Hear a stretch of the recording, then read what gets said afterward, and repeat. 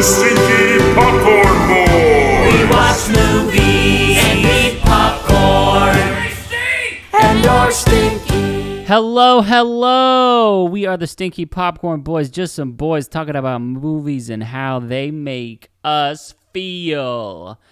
And I am Patrick Basquel. As always, I am the man who marries into the magical family in the town and gets stung by bees a lot, or keeps a pet armadillo. I don't know. And I'm John Gilardi, and I need a guardian angel taking coffee away from me because I shouldn't be having it. That's true. It's a pretty deep. True. I don't know if that's a deep cut, but that's a deep. I mean, that's an early started off with a good one. It's an early deep cut. Ooh. If that's a thing. But yeah, I mean, that was one of my favorite bits. But yeah, we were talking. We were talking about Encanto, the recent Disney animation film, kind of with Lin-Manuel's signature style and composing and songwriting and flair on it. So yeah, it's good. It's definitely, I would say, definitely like more than Moana. No disrespect, no shade to Moana, but it felt like for Moana they were like, "Yo, give us some of that good Lin-Manuel Miranda stuff," and he was like, "Okay, I'll write it for this." And then this one feels like something. He's like, "Hey, I got some good Lin-Manuel Miranda stuff for this," and they were like, "Hey, hell yeah, we'll support that endeavor. We got something like that we could do." Yeah, I mean, So Disney loves their Lin-Manuel. You have I only know for sure, obviously Moana, Mary Poppins, this, and then obviously their collaboration of getting Hamilton on Disney Plus, however you want to pose that. Obviously Disney didn't do anything with Hamilton, but I think they gave it some exposure, I guess. Paid an exposure.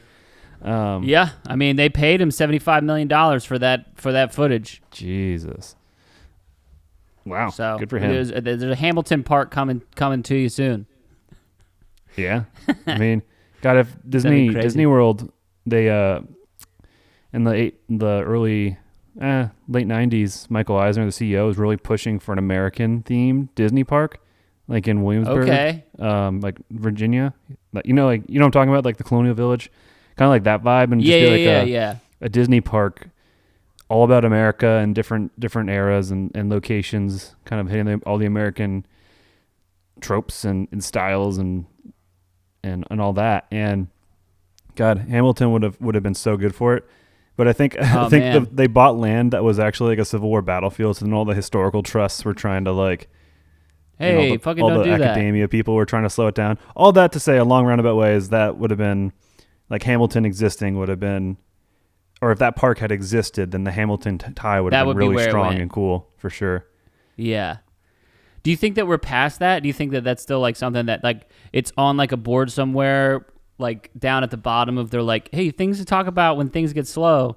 It's like, hey, do we do this American park, or do you think like the sort of like the time has passed for that? Like I feel like I think the time's passed. It wasn't a popular idea because of the weather, so it wouldn't be it would be a seasonal park, where the ones in Florida and California are year round. Can be all year round. I think if they were to resurrect an old idea, they would resurrect Westcott, which is West Epcot. Ooh. West Epcot, which is a defunct idea, but I think that's a drawing board thing that would come back. What is that? What is West Epcot?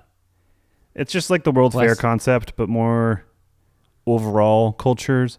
So instead of like a pavilion for each country, it would have like Southeast Asia area, Europe, North Africa area, like some stuff like that, instead of specifically having Norway, Germany, Morocco, gotcha, China, Japan, make whatever. it like a little bit broader. Yeah. So it's a cool idea.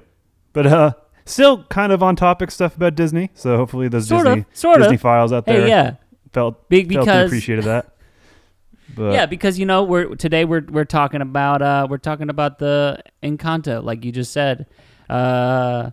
And this one deals with a magical family in sort of a nondescript, more jungle. Like I assume it's like Colombia. Yeah. Yeah. Is the idea? Yes. But sort of how like Raya and the Last Dragon was sort of Southeast Asia, like where it's like sort of generally this, but not specifically like Thailand or any of those, like where it's specifically that. It's just like, hey, we're going to borrow from a lot of different places from this. And again, I could be wrong, but it seems like this is like, hey, this is like, more South America-y rather than, I'd say where Raya was probably 50 specific in general, where I think this is more 75-25 specific. In general, like specifically Colombian, 25% general, Central North and you America, could also, there's an Central, interesting South thing where North it's America. like, I would say that it's like that part of that is because of some of the creators, like Lin-Manuel, pulling specifically from that region and like the creation of stuff. And then also like, for Raya, you could say like the sort of the mythological elements take it a little bit outside of reality regardless.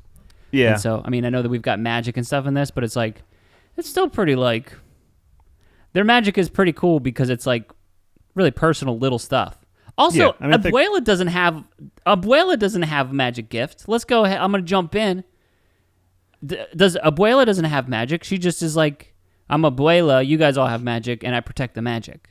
Yeah, I think she's the keeper of it and kind of the steward of this town, just the quintessential matriarch kind of figure. I think she's the keeper of the magic. I think is that, but it kind of hits you and like the film goes in such a way where you're like, wait a minute, she does have magic. What? and it kind of makes her being so hard on them. So like there's a disconnect, like she's gotten lost in the sauce and she's not relating to them anymore. And she's like looking at them and holding them as objects of her pride or legacy. I don't know. I wonder if there's like a little bit of jealousy in that too, like a deep-seated little jealousy where she's taking credit for them having magic. And so then when Mirabelle doesn't have magic, it's a reflection on her inability to have magic as well. It could be. Maybe that was a lost opportunity or something they didn't exploit as much as a storytelling. I don't know, or I mean, I don't know how much you even need to do with that, because that's one of the great things about any of these animated movies is that they're so simple that it's like, sometimes you can not necessarily over intellectualize, but it's like, hey, I'm looking at this stuff and it's like, really, it's like, hey, this is about like, being true to yourself, and like we've got some cool stories and songs, and we have a little bit more than we had before we watched it. Yeah. Ultimately, it's a fun family movie. It's got the fun stuff for the kids, and it's got just enough and all that for the adults. You have the lesson and nostalgia for adults, and the humor that goes over kids' heads, and for a lot of kids, you have the cool things to see, and imagining that you have powers and what that looked like, and just like the fun slapstick stuff. That kid talks to animals, dude. That's fucking cool as shit. I mean, what kid doesn't want that? I want to talk to animals. And then it's not even like the animals talk to you, because listen, there's lots of times where it's like, oh, you talk to a gorilla, but it's still like, hey, just because you can talk to me doesn't mean I'm not going to rip your arms off. But if a gorilla's like, I inherently trust you because you talk to me, like that's like an underrated part of that power, where it's like animals are drawn to you and you can understand them, and they don't want to rip your arms off innately. That's grape stuff. Yeah, grape stuff. No, he's got a great power. Later we got to talk about their powers / favorite family member, but I guess we could get into more of the meat and potatoes of the movie. Do you want to summarize me, Captain? I'll summarize you, baby. Mirabelle is sort of our protagonist. She doesn't have magic. Family of magic. Magic's going wrong. Or maybe there isn't, but there's a secret underneath. And she does a little investigating and eventually works together, and they realize that love is the magic. And then also magic is the magic. Is that a good summary? No? Yeah. That's like...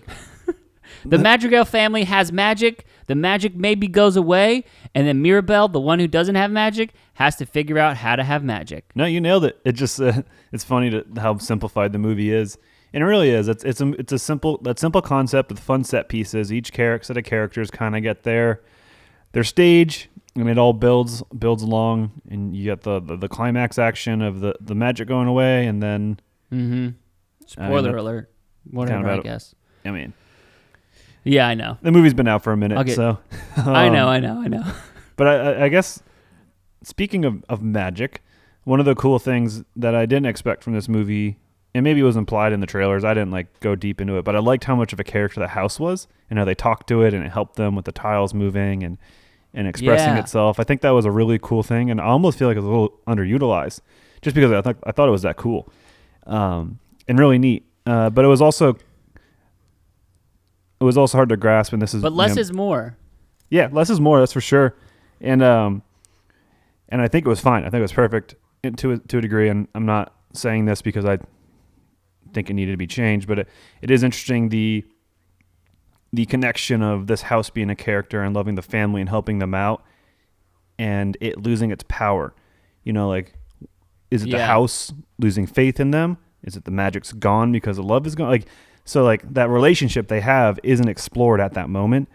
It's very minor, but it's just interesting as something I thought about. I don't know if you heard anything different or you saw it more recently, so you might have an input or whatever. But yeah, no, well, because that was one of the things that I was really like keyed on early on in the movie when I first watched it, which was on Christmas Day, so 2 days ago, 3 days ago, 2 days ago. Super important. Yeah, especially since this will come out in a few weeks from now, too. Yeah. But so the thing that I sort of keyed on very early on was whenever her door disappears. And to me, because I was like I was like, well, then her house is the magic. Then she's part of it, because the house is so magical. And the house is such an important part of what they do. It's the centerpiece of this whole town. This whole town was built around this house and this magical family.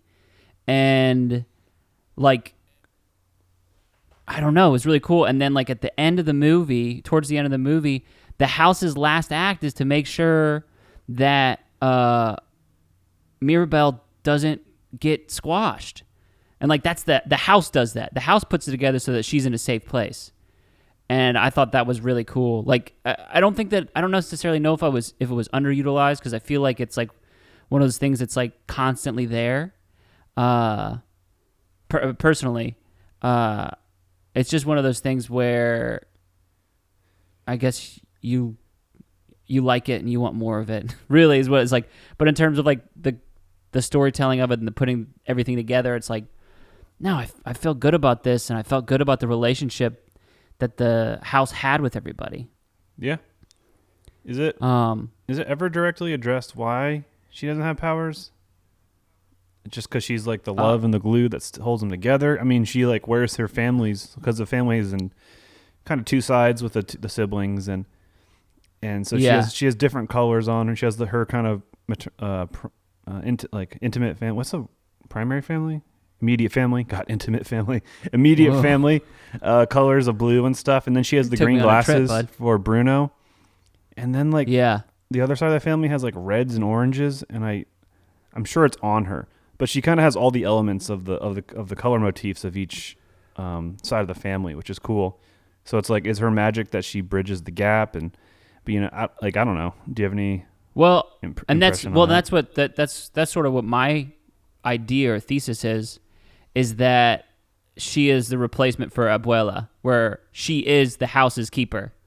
You know, again, this is like going too far, where it's like the house needs a keeper. The house needs someone to manage the house, both in a literal sense, like hang out with the house and be friends with the house, but then also to manage the other people so that they can be honest with themselves and not like be too hard. And that was Abuela's job, is to make sure that the family stays together.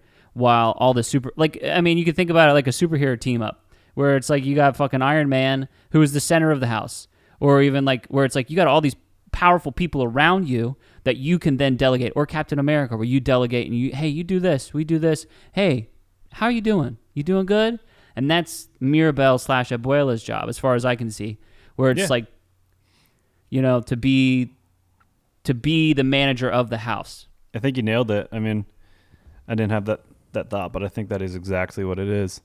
And she's become the steward, and she's prepped and groomed and for this role just by virtue of not having her powers and just who she is, I guess.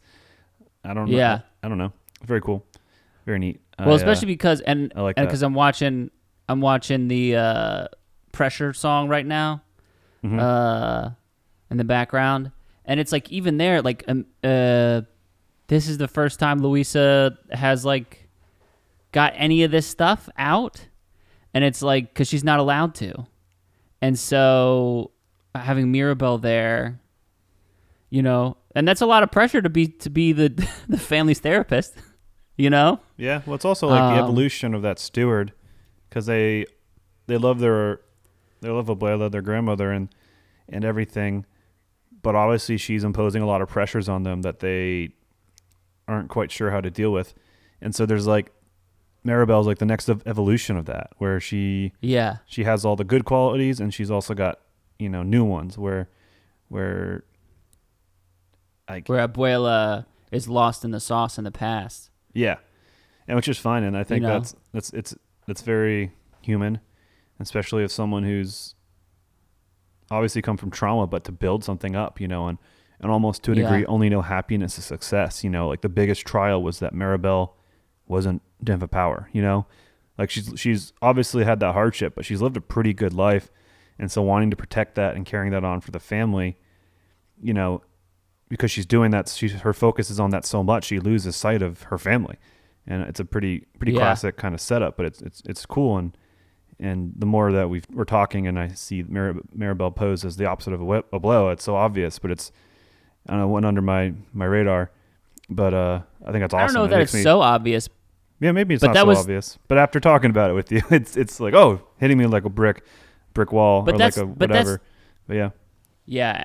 And that was my first sort of thought whenever her door disappeared. And I was like, oh, cool. So the house is her magic now. Obviously, we're not going to see it that way. But it's like the door disappears. And it's like, again, now the whole house is her room. Because she doesn't have a room. So the magic of the house, like, I don't know. That's how it felt to me when I was like, this seems fishy. That, again, because like a lot of times with any sort of like, sometimes with this sort of stuff, like it's the reaction to it that makes it a bad thing. It's the reaction and the expectation that makes it a bad thing. That it's like, with me being an outside observer, or me being any of us being audience members to it, we're like, oh, I'm watching it with this way, so here's the sort of like spin that I'm going to take on it. But like immediately the reaction for the characters is based on the expectation. I feel like I just said it made sense to me, but I just feel like I said the same thing. Well, we'll loop it back and listen to it on our re-listen. Do you listen to these podcasts? Do you listen to them back? What? Do you Sometimes. listen to? Yeah. I do for QC generally, but I also do it. It's a whole separate thing. Just to like learn my speech patterns and improve as a speaker. I still do but I've cut out some other things, and I and I also try to say things and stuff less. So there's a lot of type of speech patterns and I don't know, syntax you pick up from listening to yourself. It's interesting. Like there's a weird criticism of people who consume their own stuff, and it's like, oh, you're listening to your song, or you're watching your video. It's like, yeah, that's the best way to grow. You supplement with other stuff, but you gotta really kind of soak into what you're doing to know what you could have done differently, or I don't know, or realize what you did real well that you like. Maybe not as applicable to talking about movies, but there's something there. I don't know. No, I mean, that's just a thought I had. I mean, I go through and I listen to it every once in a while. Yeah. But especially when it's like, if there's a moment that I feel like we found a fun thing, it's like, we found a fun thing. I want to hear how that sounded again. I'm gonna relive that. I'm chasing that feeling. Yeah. Chasing that feeling. But I don't know. Let's start. What's negative. your least favorite part Yeah. What's your least favorite part of this movie? I'll kind of answer that. I'll kind of answer in a cheating way. I didn't feel like the music was super strong after I walked out. Okay. And I felt like pressure stuck out, or surface pressure stuck out. But then, pretty much like an hour after I got home, my girlfriend was playing the soundtrack, and all the songs that were playing. I was like, okay, I rescind that. These are all bangers. Like I think I had the unfair bias of just like those main awesome songs from Moana, kind of in the back of my head. Yeah. And it's obviously a bias because like I like those songs and I know the melodies and I've heard them and whatever. But these baked in after a second listen of just listening to the soundtrack. To be fair, I don't know it by name, but that main Moana song where she's setting off, like that song is catchy as hell, and that's a first time. Yeah, that song. Where I Go, I think. Yeah, that gets your hooks in you. How far I'll go. Yeah, so that song gets its hooks in you right away at the first listen. Yeah. For me, I didn't feel like this movie had those. It had second, the hooks were on the backswing, on the way back, which is nothing wrong with it, but that's just like how I feel. But it doesn't matter, if I like the movie and I watch it again and again, or consume it, by listening to the soundtrack or whatever. It doesn't matter. So I just thought that was interesting. Answering your question, I guess that's my biggest negative. I don't really have a strong one. Maybe one is that all the family members didn't have equal contributions with their powers at story moments, The primary one being the shapeshifter. Like the others, some of them have pretty useless powers, and the shapeshifting is very powerful. It's flashy, yeah. Yeah, but it doesn't do much, Obviously, the mom with the storm ability is pretty useless, and just a personal thing, and I'm not sure how she contributes to the town with that. But she controls the weather. Does she? Yeah, she can. Like it can go with her. I think that's what I got from it. Yeah, I guess so. I mean, that's probably what's implied. And I was just looking at it. Maybe that's maybe a negative. It's for her power. To me, on a viewing in a movie theater, I interpret it as she just has an emotive aura about her with her storm clouds and shit. Like to me, it didn't she can. My aunt. I forgot her name. My aunt, she can control the weather so that we never miss a crop, or there's never a that's dry kind of how hold on, let's get to the powers in a second here. Yeah. But I just talk about the music is for me, again, like I said sort of in the beginning, where it was like I felt like this music was much more Lin-Manuel Miranda's like sort of like not bread and butter, but like he was like, all right, yeah. This is what I want to put out. Whereas Moana, they were like, hey, you put this out, like we're gonna have you write this, and we have this ready, and then you do it. And he was like, hey, and then again, I don't know if that's true or not, but that's how it felt to me, where it was much more like a Lin-Manuel origination thing. That surface pressure song, I mean, as an older sibling, it got me pretty good. And just like in general, sort of like the whole like anxiety thing. Yeah. It's just like, oh, hey, there it is, bud. Hey, it's right there. I mean, it's like the pressure that you have something to offer to the family that no one else has to offer. Yeah. And obviously for a lot of people, it's not superpowers. It's just being the older one, the wiser one, or the rock, more so the rock and that steady thing. Which she kind of symbolizes with strength, Yeah. Which is interesting, too, where it's like, she's a strong one. And a lot of times, like, that is, like, kind of, again, it's a good power, being very strong, Being very strong, maybe indestructible, it seems like. Because she threw that boulder on herself and then it broke. In that song, at least. But also, that could have just been imaging. And that's one of the things in that song I personally very, very much liked, is I like really throughout this whole thing where they go into song and it does the thing that I wish musicals would do in general when they're translated to film, and it's like, hey, look, we're gonna fucking go all over town with this. Like, we're doing imaging. This isn't them singing the song, standing around doing it. We're gonna fucking give you some metaphors and stuff. Look at that. She's Atlas, you know? I love that. Here we go, baby. It kind of reminded me of like Hercules or Emperor's God New Groove. Like how when they have their musical numbers, they just go fun graphics. Even Lion King with like the weird Nazi hyenas, like it just kind of gets non-diegetic and just imagery. And I like that. And I think, if you have a animation musical, like you have no limits. Let's fucking go to town, dude. You can do whatever you want.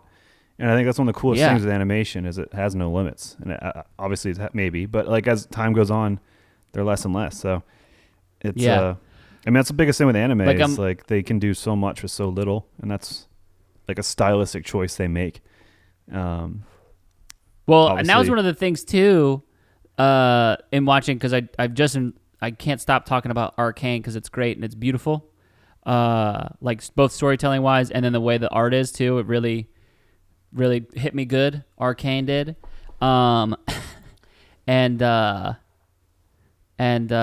it's just really cool what they're able to do with having with animation where they're like, hey, we're going to make this like fucking pretty. We're going to make this really fucking pretty. We're going to have this moment. Now that as far as they've come along with the animation, both like having the things move and then being able to set up those shots so that they would have in real life.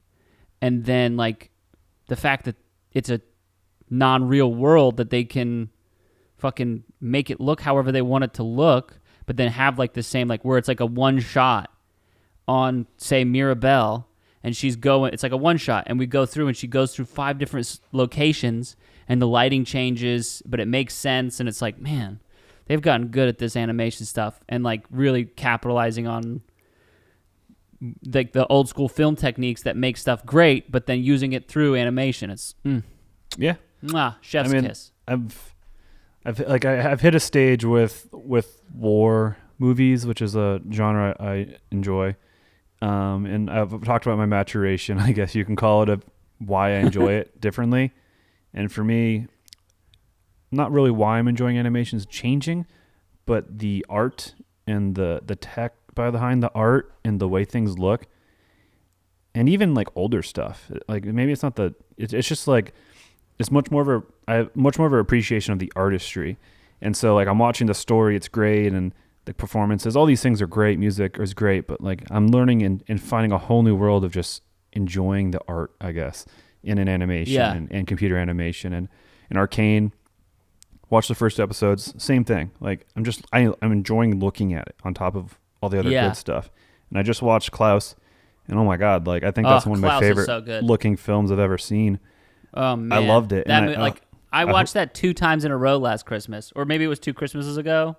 Damn. Whenever it came, I was like, oh my god, this is amazing. I believe it, and I know it's 2 years old now, but I hope it brings like 2D animation. Obviously, it's probably 3D animated, but it evokes 2D animation. I hope it brings it back because unfortunately, Princess and the Frog was kind of like the nail in the coffin for that when it didn't perform well, which is such a shame because that movie's beautiful and fun to look at too. But, and no knocking on this or Moana or any Pixar movie, but the ditching of 2D animation is sad. So it is weird. It is an interesting thing. Like I feel like we're reaching a weird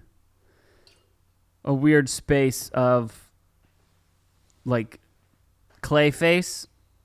It's not bad yet, but I can see it. I could see it getting weird.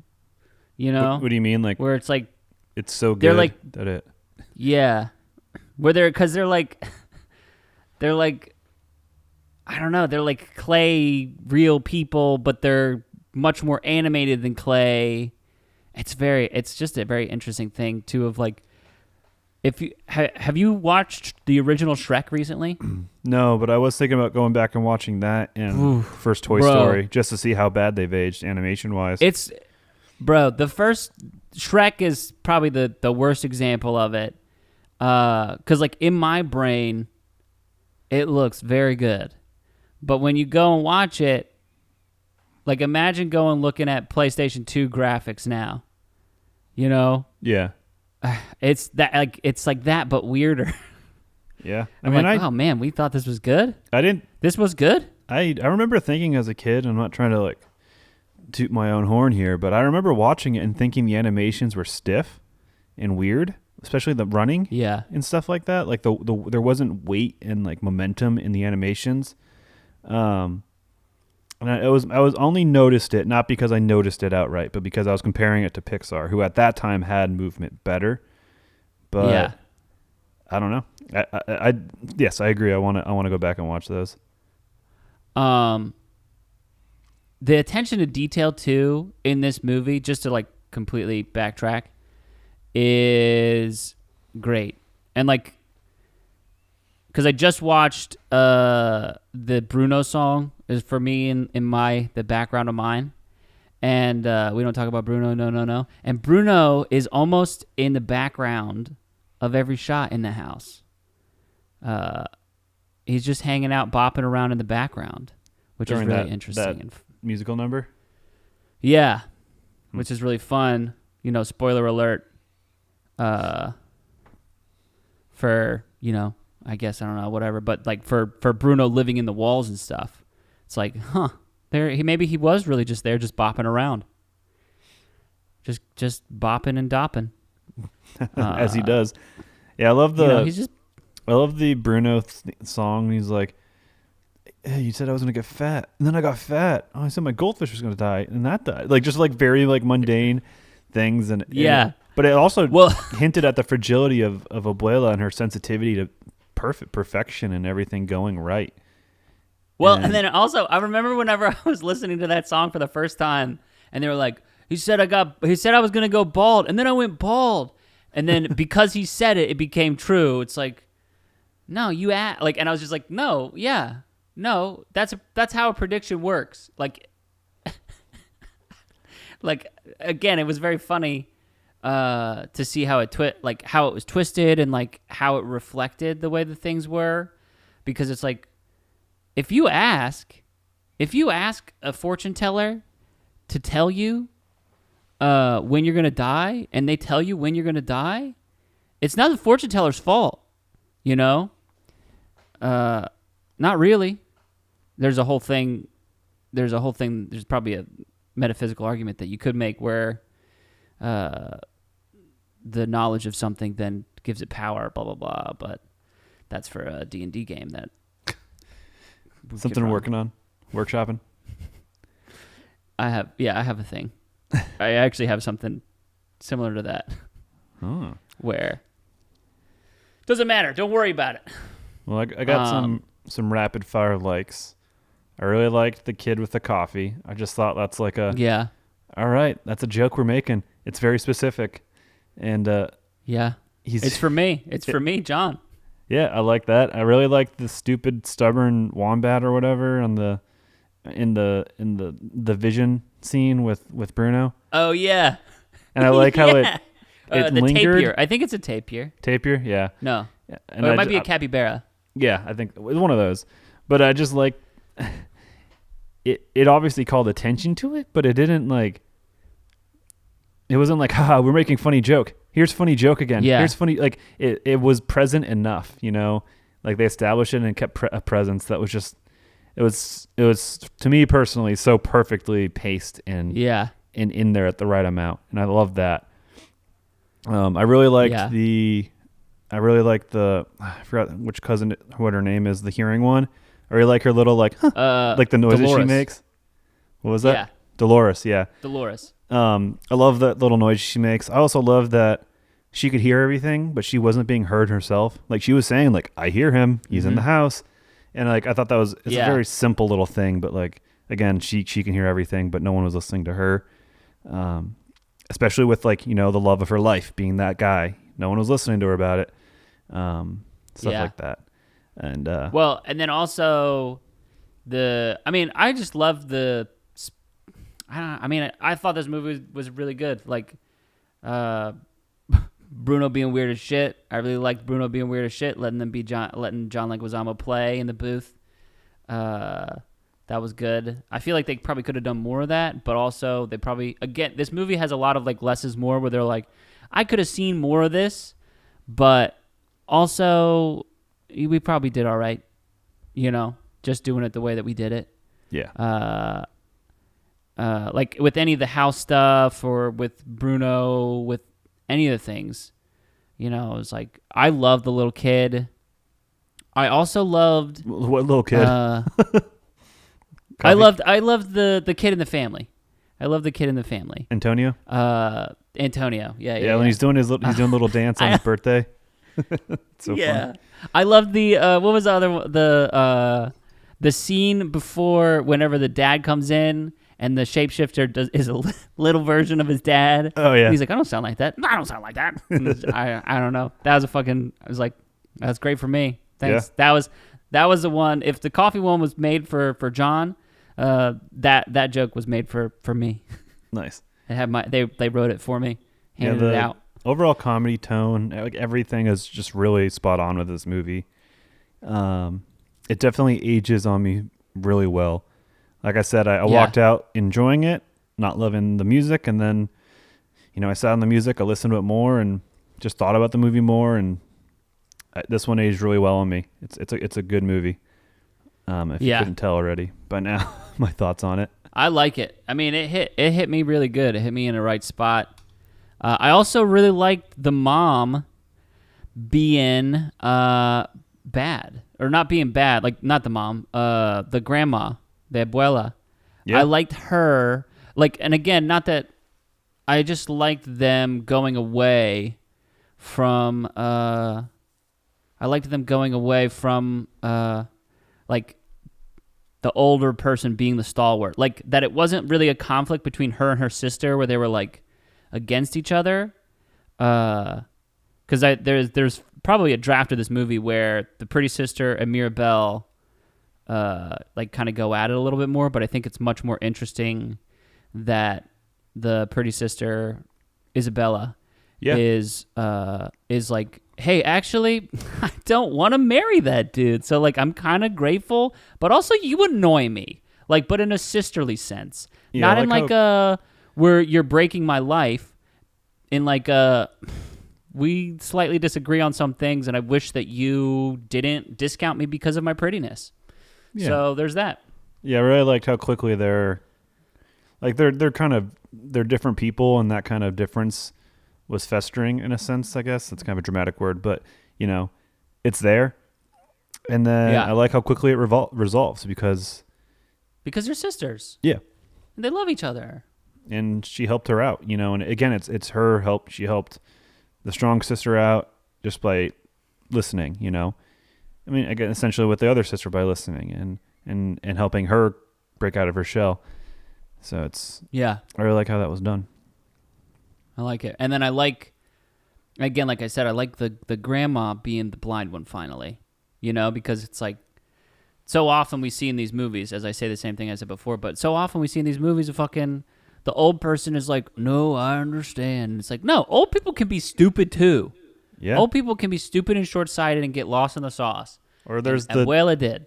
Yeah, or there's the trope, which this movie didn't really touch, but there's the trope where the old person lets them fail and is watching them, find themselves, and that's obviously not here. So it avoids both what you said and that trope as well. So that was nice. Yeah, that is nice. Yes, I wouldn't have thought about that, but I am glad that didn't do that. Yeah. So let's talk about their I knew powers. all along. I was just making sure you were worthy to succeed. Like that would just be bad writing. That would undercut the whole movie. But that would have made me so mad. Yeah. We want to talk superpowers? Yeah, let's talk superpowers, dude. I guess let's just go down the line. Let's talk underutilized. Let's talk underutilized for one.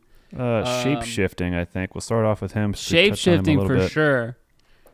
The shapeshifter, I don't think the shapeshifter has a reason to really, because we see how that's used to like full effect in X-Men in the various iterations, especially the most recent ones with mystique, I would Yeah. say. I mean, even the Mission Impossible movies with their stupid disguising stuff. Not shapeshifting, Yeah. but it's still like... That's essentially what it is. Yeah. Well, it's a pretty sinister, distrusting power. So it's interesting to be in a kid's movie, and then also be in a kid's movie, or family movie rather, and not be utilized. And it's like, it's not utilized because it's not a good, innocent skill. You know, they use it for some good comedy. You know, like, oh, let him turn into a taller guy to help hold up a banner or have longer reach. You know, stuff like that. Yeah. So it felt very out of place. I'd say, I mean, it had the good bit with the small thing, and then Maribel going to Dolores and thinking it's her and it's him. Like, I don't know. It's there for comedic stuff, but as like it's a weird power. Because it is a lot of, oftentimes it's it's a bad guy power, because I mean, it's inherently sort of a bad guy thing, is like being deceptive. It's being distrustful, being, you know, you're like taking somebody else's place, or you're trying to deceive somebody. There's not often you can do shape-shifting as like as a good guy thing, or if it is, it's like sort of like an in-between power, you know, where it's like if it's a good guy, it's something that they can do, but then they are also like a really good fighter, or, you know, it's still a morally gray person, because it's like someone else is like, well, maybe we shouldn't sneak into the prince's party by pretending to be the prince and kidnapping him. Maybe there's another way. But it's like, no, I'm shapeshifter, so we're gonna kidnap the prince and I'm gonna take his place. Well, maybe there's an element where Maribel works with that cousin to see what's going on with her sister or something. Like, she finds information and it doesn't feel right, or I don't know. You know what I mean? Like, maybe there's something there with that he can be used for a moment of information gathering, which is interesting because Dolores is used for that because she can hear well. And I think her ability is initially like, oh, she can hear well? That sucks. But like, her ability is probably one of the most subtly well used ones, because you have and it's a very subplot, but her with the guy, like that love story, like she loves him because she can hear how much of a sweetheart he is to his mom and stuff like that. She hears that Bruno's in the walls. She hears that I forgot what the drama is, but she hears it, and that Bruno's back or something, and she shares that information. So like, she integrates in the story a lot, especially for a power that seemed lame at first. Well, but I mean, think about it. That's all that she's essentially like a human lie detector, as we've seen from a lot of things, where it's like you hear the heartbeat speed up, various things, and we haven't determined to what level she can hear, but that's part of it, where it's like, I don't know, any of these power, like a lot of it's like, oh, she can hear really good, and then it's like, well, how do we extrapolate that, and how does that work? Like, I remember for me, the first time that I figured out like how and why Magneto was so powerful, it's like, oh yeah, he can fucking control the magnets, and then it's like, well, no, yeah, he can, sure he can do that, but also, it's like made of metal and magnets, and like there's like a magnetic field. It's the fucking Earth, Yeah. And it's like, yeah, what gives off a sound? Everything gives off a sound, and it's like, to be able to go through and sift through that stuff, that's probably her superpower. Really. She's Magneto, basically, is what you're saying. That's what I'm saying. She's got the capability of Magneto. I think it's really interesting. Jumping through the powers is, everybody else can do theirs innately, but Bruno has this whole ritual, and how much of this ritual is like he can do, like he can look into the future by himself, or how much of it is for him to protect himself and give himself the thing, to give himself like some sort of focus. rather than being able to or having to see the future all the time.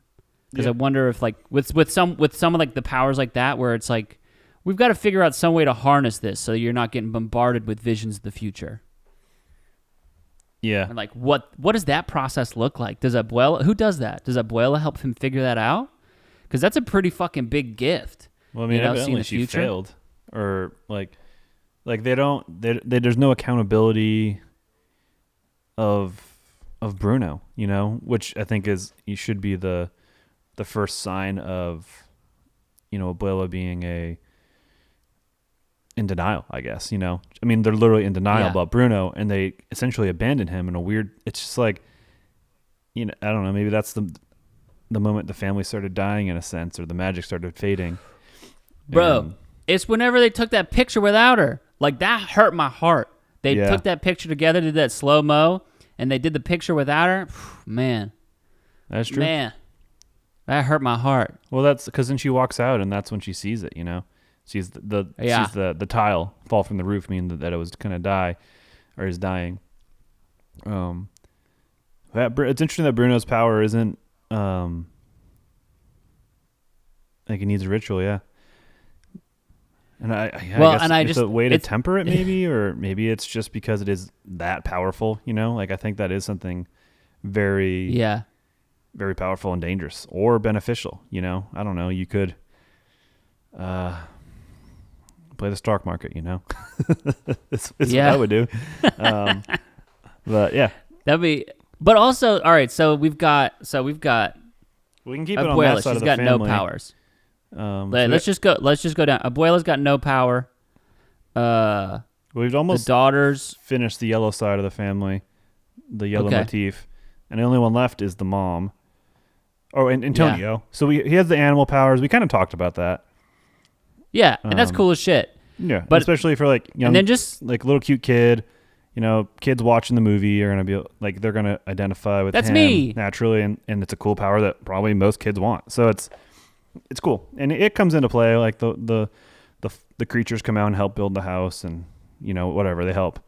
So it's utilized good, I think. I don't have just kind of jumping off of Antonio real fast.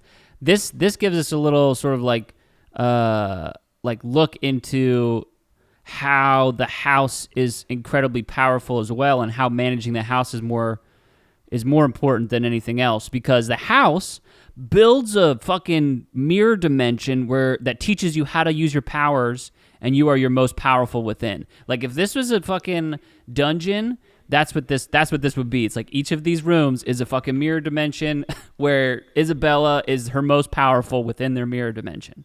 You know? Or whatever the fuck it is. And so the house builds them a room that is magical and also teaches them how to use their power, and then gives them a safe place to explore their power. And that's incredibly important. And it was just like, that's why Bruno's room is the way that it is. It's because it was set up so that Bruno could do that. Yeah, I mean, for me, that's like one of my favorite things, is a room being magically big. I mean, Harry Potter, Goblet of Fire, and those tents. It's a room that we need. I don't know, it's just like one of those things. Yeah, even the Room of Requirement too. It's just I love that. It's such a, like, that makes my imagination run wild, But finishing that side of the family, we have Storm Girl. I guess already Storm Mom. I already shared my confusion with that. I think I shared. Yeah, that's a pretty good one. I think that if it's utilized well, I think a lot of these powers is like, if they're utilized the right way, fuck yeah, you can go hard with it. Like, if she is essentially storm level of like weather control, but it also is sort of based off of, if it's just based off of her emotions, then I am confused. I'm with you. But I guess my sort of, well, even if it isn't, my sort of, they make a very hard point of like, it's obviously for comedy, but they make a huge point that it's an emotional, like, mood ring for her, So for me, that takes away from the purpose of it, or the width of the power.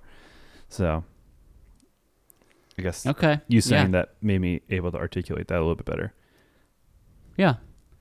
So I guess the jury's still out on her. It kind of seems like she's could either be extremely powerful or is just not that interested in exploring the depth of her power, you know? Yeah. Well, it makes her feel like kind of the worst member of the family after Abuela. Yeah. Because yeah, she's a little like, bit. If it's just purely based on her emotions. Yeah. Yeah. It's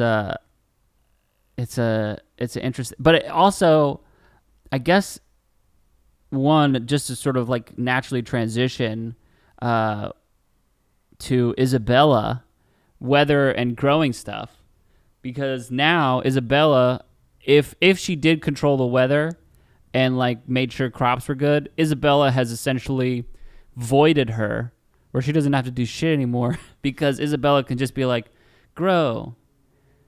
Or they could be a power you know, team too, you know, like I create the crops, you nurture them and sustain them, you know.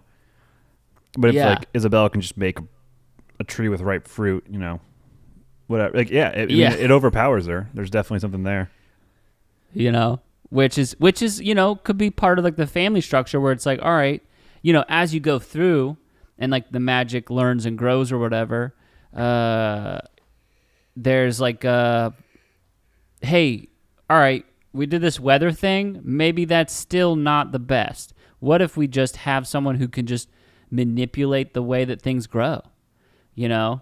And it's like, oh, we weren't able to have a strong person, so let's make a strong. Yeah. You know? Yeah, it's like the house doing a different draft. Like, that first one kind of sucked. Yeah. And she sucks. They didn't really get this whole weather thing. Yeah. And then, yeah, so Isabella, she's fucking incredibly, she's a druid who can make shit grow. Yeah, her and Antonio could be quite the power duo, essentially harnessing nature. And you could tie the mom in a good way too, where she could definitely help that. You know, I think they have ultimate control of the elements almost as a trio. You know, so that's a cool thing, but yeah, that's not going to be explored in this universe. So, no. Well, and then so I guess the only one we haven't talked about is who was featured a lot less than I thought in this movie is the mom. Yeah. Who can heal you with her food. And it's like, wow, that's pretty powerful. Yeah, it's super cool. It's like so simple but fun. I don't know. It's It's which a good is, which power is such a mom thing too, where it's like stereotypically mom. It's like, who's gonna make you feel good? Mom's gonna make you feel good. She's gonna make you feel good with food too. Yeah, she like know? She's definitely there from the maternal presence. And obviously, but I really thought she was underutilized in this movie, which is strange. Yeah, but I think there's a lot about Abuela. Well, yeah, you essentially have two maternal types, you know, so it's you got to underutilize them or make them underutilize one or make them very different or something, you know. Yeah. Yeah. But yeah, it's super cool. And that's power. not to minimize what the mom does, you know, because she does stand up. And that's the other thing that I'd love to see too. It's not that the mom was like fall in line with her mom. It's that mom was like, "Hey, you gotta be nice to my daughter. It's been hard, okay? You know, it's not like she didn't want to have powers. She would love to have powers, but she's my daughter, and she's your granddaughter. Let's hey, chill out, okay?" Yeah. Well, then I like that she wasn't an outcast. Yeah. From anybody really except for Abuela. Yeah, and it further demonstrated her denial, you know, where the family's like, "Stop being like this is chill. It's okay." And then she's like just kind of ignoring her, I guess, still in a sense. Yeah. And I think again, going back to the mom's power of the cooking, hits that same kind of like open-ended fantasy imagination of the open rooms or whatever, and it also like kicks that same satisfaction that you get from the lambus bread. What is it called? I don't know. Oh, lambus. Lambus bread, yeah. A single bite could keep a grown man alive for days. Yeah, it's just like it's like something weird with like food, cool food, magic food. It's like cool, I guess. I don't know. Like we love food as humans. Cool. It sustains us, so it's natural that we have a attraction or an appealing, like it appeals to us, when you add a little magical flavor, it makes sense. So we got to eat it. We got to stay alive. We got to eat it, bud. that's what they say. That's what they say. Well, so. What do you? As we sort of wind down on Encanto, how do you feel about this movie? What do you vibe on it? Talk to me. I like it a lot. I think the only power we didn't talk was the strength one. Pretty straightforward. Cool power. Yeah. I like how it was pretty untapped. Like she's lifting up buildings and stuff. Yeah. I like that. I really liked the surface level song that she did just because the performance was different. Yeah. In terms of the vocals and the kind of the sing song versus not rapping, but it's very just like spoken. I don't know how to. I mean, yeah. I don't know. So that was cool. I cool. like that song a lot. Yeah, I like it a lot. I like how it sounds. And then, but yeah, this movie hit me good. Obviously, if you haven't figured it out by now, watching the background, there was just a part where she's holding on to Bruno's hand over a pit, and the rat sticks up and she screams and lets go, like perfect comedy. So that's just a circle back on what I said earlier. With that as an example, is it's just so tonally right and so funny, and it popped my laugh up good. And hey, let's pop this laugh up here, bud. We gotta pop this laugh up pretty good. Yeah, I don't remember what I gave on Letterboxd, but I think it's a 4 rats out of 5, just because I'm in the Bruno part of the movie and there's rats walking around. Might be higher. Okay, might be 4.5 rats. One of the rats takes a hit. Rats. I'm gonna give it a solid. Hey, check this out on Disney Plus. When you want to, pretty soon. Probably should go see it. But I don't think. I don't know if you need to see it in theaters, but I definitely think that it's definitely worth watching for sure. Yeah, I'd say it's a must watch in the sense of you should watch it. I guess. I don't know I guess that's two different things, but it's really good. You're going to like it, It's really good. You're going to like it. It's only an hour and 40 minutes long or something like that. And it's good stuff. I don't know. The songs are good. I think it's interesting to me how few songs are in animated movies. Because, coming from, musicals on stage, it's if you go, 10 minutes without a song, that's too long. But luckily, in animated movies, that's not the case. Yeah. You're allowed to have moments without songs. Yeah, I really like the balance of animated movies with music to story and dialogue and traditional stuff. I'm going to give it... Yeah, go ahead. No. I'm just saying, having watched West Side Story, I guess it hits that too in a live action sense as well. So I think it's just a movie thing, honestly, with musicals. Yeah. But yeah, because I feel like too, there's a sense of whenever you're in theater, you've gotta keep people's attention there, whereas in a movie they're already in, and we could talk about this forever about the difference. You got your tendrils in them. Yeah, they're already here. They it's a dark place. They can imagine you can have a quiet moment. Yeah. But in the theater, you're like, hey, we gotta move. We gotta give you things. We gotta tell you how to feel. I would give this 3.5. Whatever that mom is making. Whatever that mom is making, I'm gonna give you 3.5 of them. Maybe 3. Maybe sneak another bite, but you're still too full, and also you're healed as heck. You don't need any healing. Healed as heck. Because you already ate 3. So 3.75, almost 4, good stuff. You should put her in your D&D campaigns, someone with that power. Yeah. I have a pretty cool medium run campaign idea I'm going to develop. It's not wholly original, but it's based off of the Metro 2033 series. None of it has to be original. That's all stories are stolen. Just make it yours. Yeah, I'm essentially just going to make it, but in the U.S., DC Metro system instead of the Moscow. But nice. Oh, I could have told you this off podcast, but No. This is good. This is for the listeners. This is what they want to know. This is how they want to end this episode with us talking about our in-house D&D campaigns. So what have you been what watching? we're gonna do with them over this holiday? I've been watching heck of stuff, dude. I watched I know I can't keep Witcher up. season 2.